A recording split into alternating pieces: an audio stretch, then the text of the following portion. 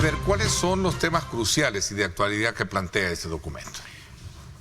Bueno, este es un informe que estamos haciendo en una alianza entre la Fundación Salvadoreña de Apoyo Integral y Flaxo El Salvador, justamente pues con el propósito de estudiar este segmento de la economía que son las micros y las pequeñas empresas, que generalmente son un segmento que se sabe que son importantes en el país, pero que realmente no han sido estudiadas de manera sistemática.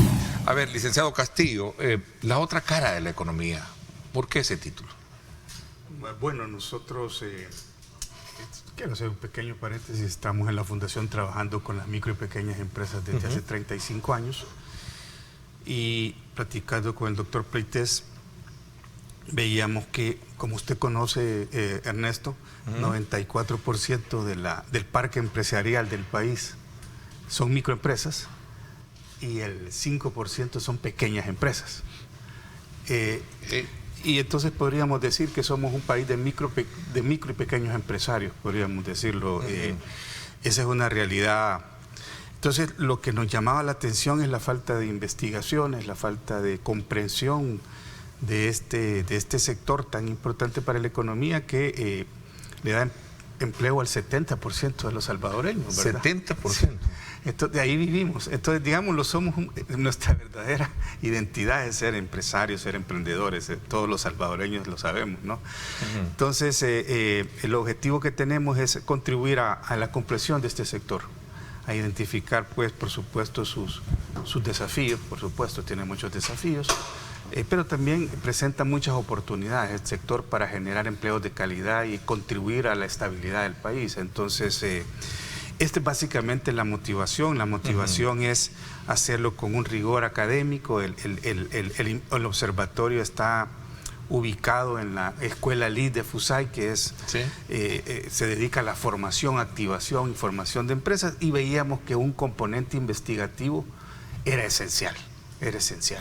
Ok, interesante. ¿Qué pondera, digamos, el rol de las MIPE a partir de la investigación de este informe, del tratamiento que se le puede dar, tomando en consideración que el trazo que plantea este nuevo quinquenio, el gobierno, es el rescate de la economía?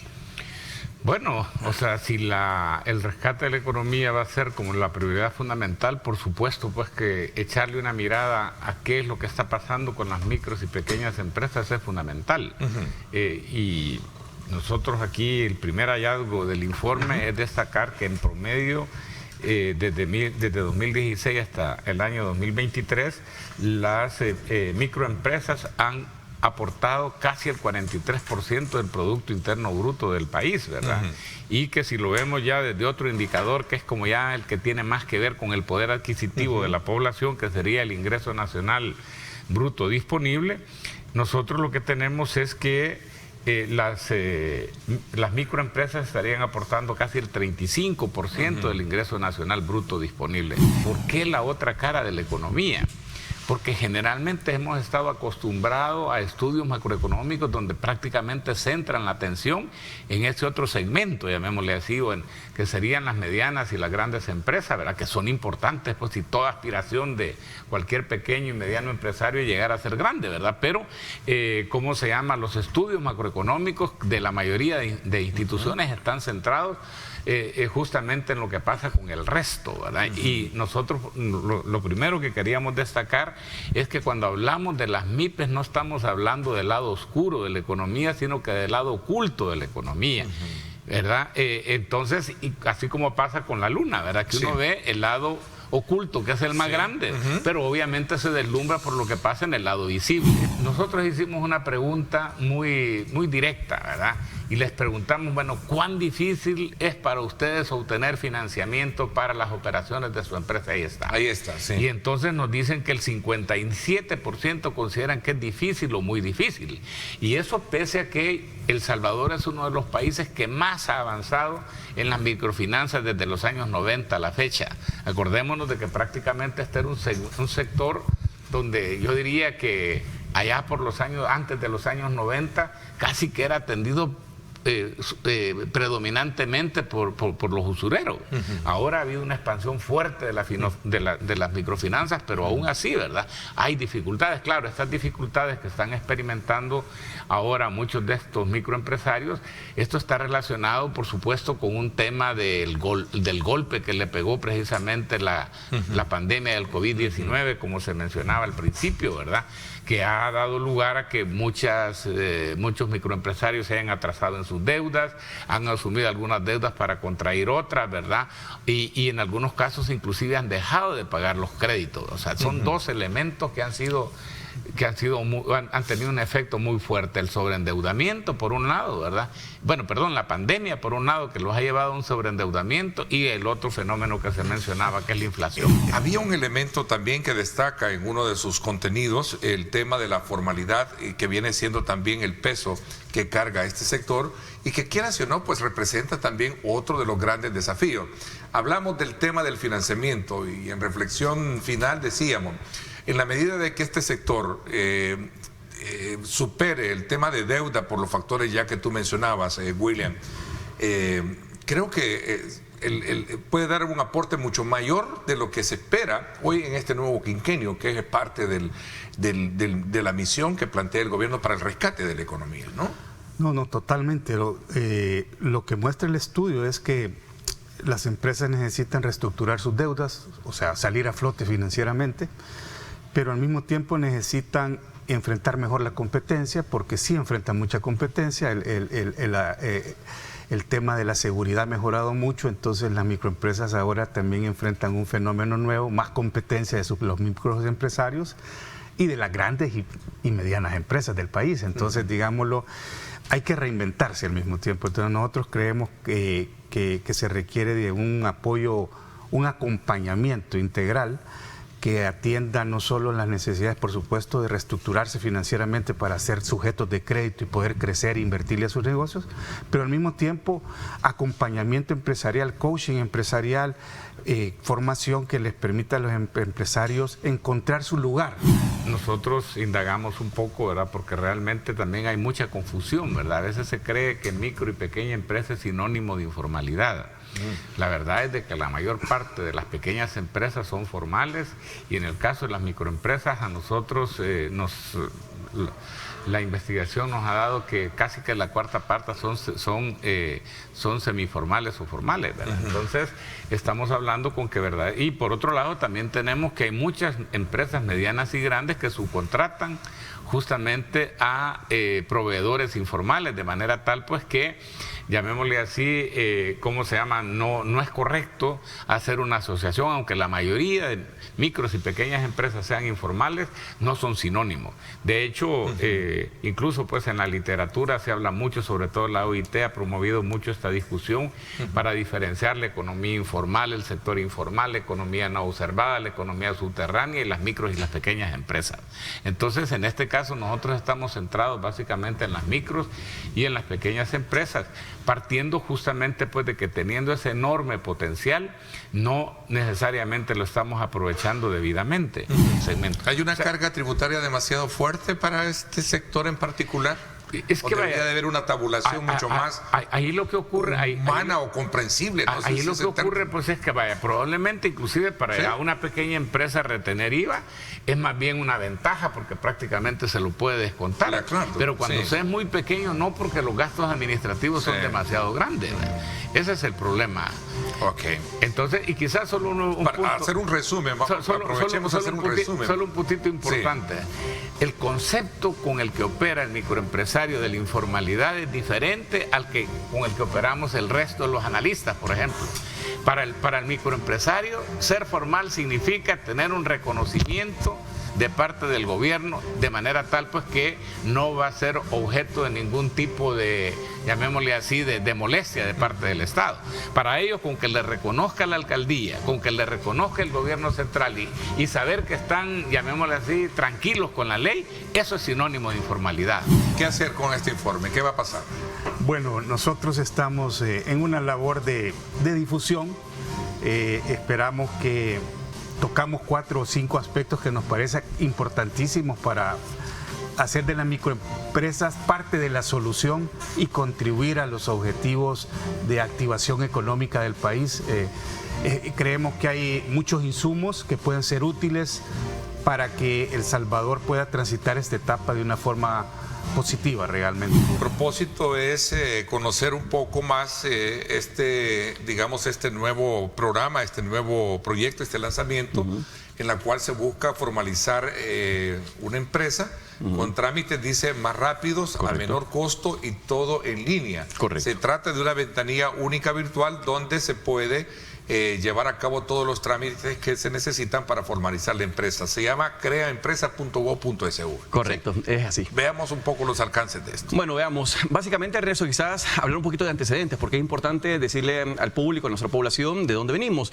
Y anteriormente existía una plataforma que ha evolucionado. Así nos gusta plantearlo, como una evolución en una plataforma tramitológica. Nos gusta pensar que estamos dando solución a problemas que en el pasado no se pudieron atender, como era en algún momento el hecho de poderte constituir de forma rápida, fácil, sencilla, barata y en múltiples instituciones al mismo tiempo para poder operar como comerciante, que es el principio básico. Sí. Yo creo que todos los funcionarios y la población en general estuvo claro el 1 de junio cuando el presidente Bukele estableció y dijo, bueno, el tema de seguridad hemos cumplido, pero ahora nos toca otros 5 años y esos 5 años le vamos a apostar por un tema económico. Siendo así, entonces la apuesta es por tratar de facilitar la forma de hacer negocios en el país.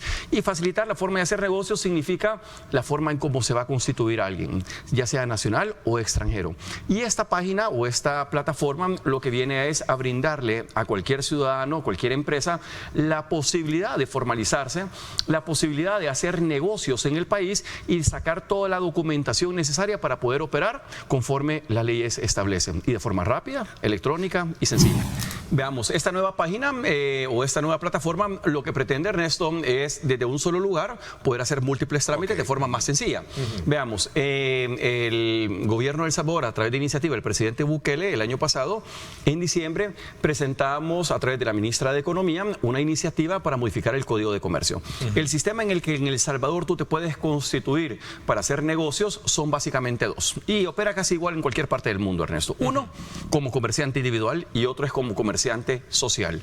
Como comerciante individual, tú desarrollas individualmente las capacidades para poder brindar servicios, productos a cualquier área de gobierno, de la población en general, y como comerciante social son las famosas sociedades. Y las sociedades, como las conocemos, son las sociedades anónimas, de responsabilidad limitada, etcétera. Pero una primera iniciativa que tuvimos fue en diciembre poder presentar una reforma al Código de Comercio para que el esquema social que ya existe en El Salvador, que todos lo conocemos, 5 esquemas sociales que ya vienen operando, las de responsabilidad limitada, las sociedades anónimas, de capital variable, entre otras, pudiese haber una sexta. Y esa sexta nosotros la denominamos, bueno, ya la habían denominado en el pasado, pero nosotros lo retomamos en El Salvador, SAS. Sociedades por acción simplificada. Y las famosas SAS que son, Ernesto, no son más nada menos que creadas desde hace 50 años en Francia, retomadas por Colombia, por Ecuador y Paraguay de forma exitosa. Es un modelo de sociedad en la que es fácil constituirte, es decir, en la que es fácil realizar la actividad económica. Digamos que es una plataforma completa desde donde en un solo lugar puedes tocar muchas instituciones sin tenerte que mover físicamente. Ok, interesante porque de esa manera ya nos queda un poquito más clara la forma o el mecanismo fácil por el cual yo puedo entrar en una dimensión para pasar de un estado informal a lo formal. Correcto. Y hablando de eso, precisamente en capítulo anterior de la entrevista hablábamos sobre este informe que daba a conocer FUSAI, en la que Inflaxo, en la cual destaca que el 76% de las microempresas opera en la informalidad en el país, ¿verdad?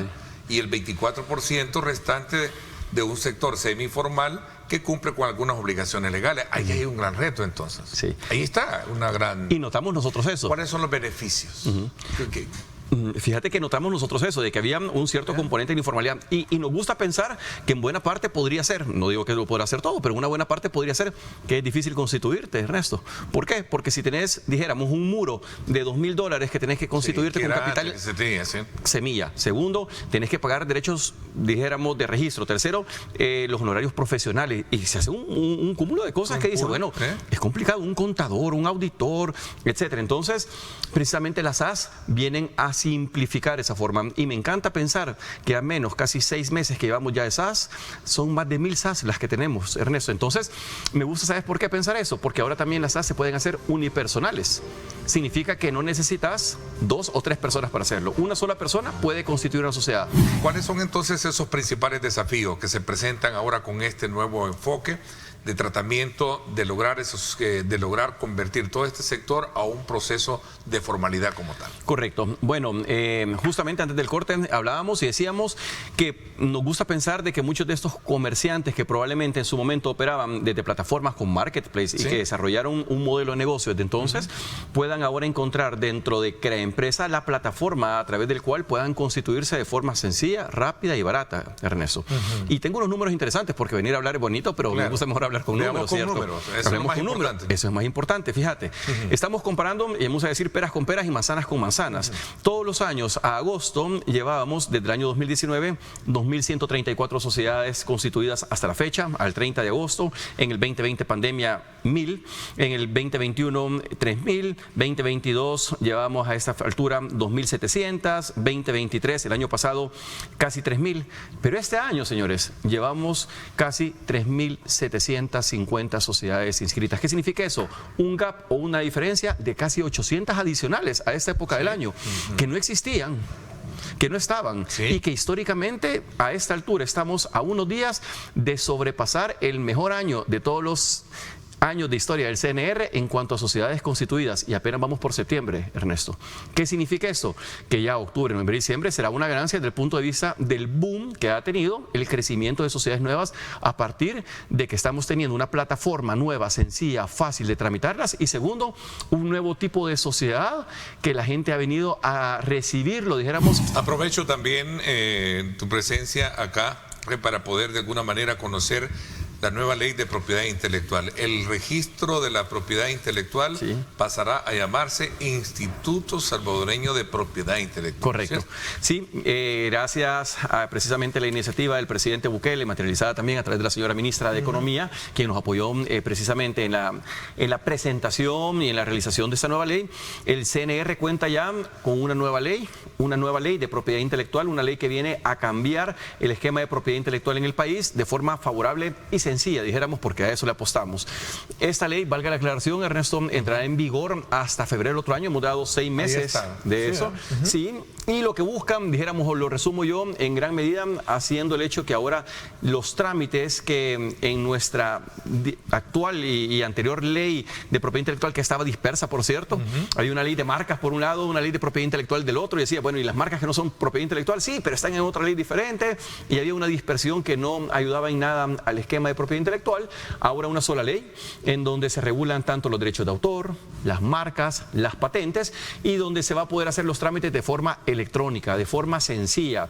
Antes te tocaba publicar, no sé si tú registras alguna marca, pero te tocaba, y si no viste los clasificados, probablemente ir a los periódicos a presentar las marcas, tenías que ir a 2 periódicos diferentes. ¿Siempre tiene que hacerse eso o ya no? Se ha omitido y ahora se hace de forma electrónica y ante el mismo CNR.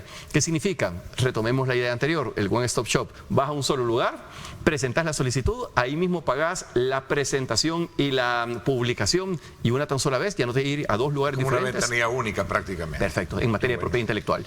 De forma sencilla, de forma fácil. Muchas cosas, ¿no? De forma fácil. Es que yo creo que eso tenemos que dedicarnos, Ernesto. O sea, nos están pidiendo que hagamos las cosas sencillas, que las hagamos fácil, que las hagamos electrónicas. Que eso le faciliten a un, porque como ejemplo alguien, un inversionista que venga no va a dar de la seca a la beca, perdón, un poco el término, ¿no? Y si lo hace, le cuesta plata, porque recordemos que la tramitología es sinónimo ¿a qué? A plata, y por veces a corrupción también.